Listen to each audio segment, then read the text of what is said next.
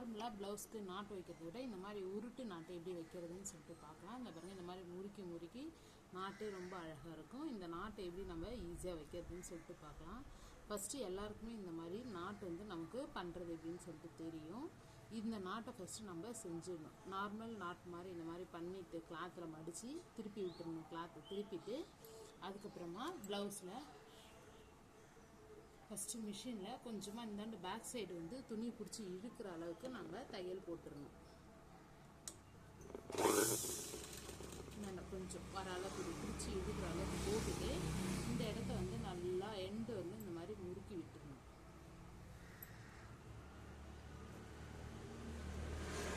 இந்த மாதிரி நம்ம ஊசி உள்ளார இந்த துணியை வந்து ஊசிக்குள்ளே வச்சுட்டு இதை நல்லா நம்ம ஃபுல்லாக முறுக்கி விட்டுடலாம்.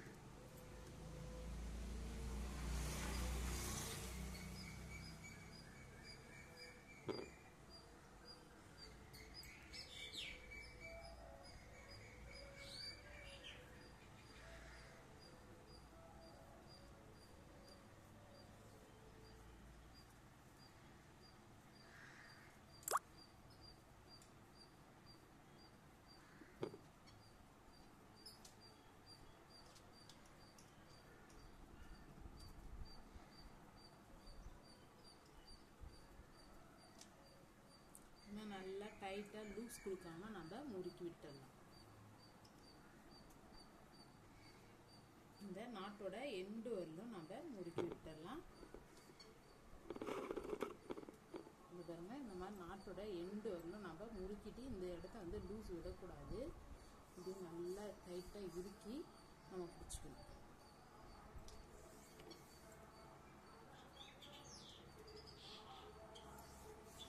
இந்த இடத்துல இருக்க நாட்டை இப்படி நம்ம கையில் விடக்கூடாது. கையில் விடாமலே இப்படி மடித்து மாதிரி இப்படி பிடிச்சிக்கலாம்.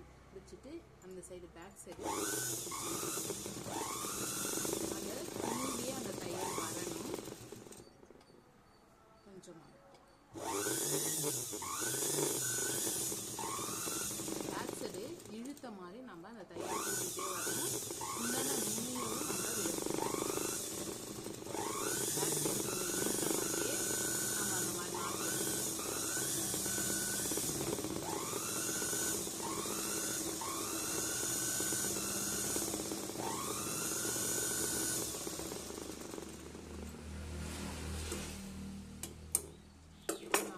தையல் போட்டுட்டு பார்க்கும்போது இது போல் இருக்கும். அந்த கடைசி வந்து மறுபடியும் நம்ம கையால் இப்படி திருகி விட்டு முறுக்கி விட்ட மாதிரி நம்ம செய்யணும்.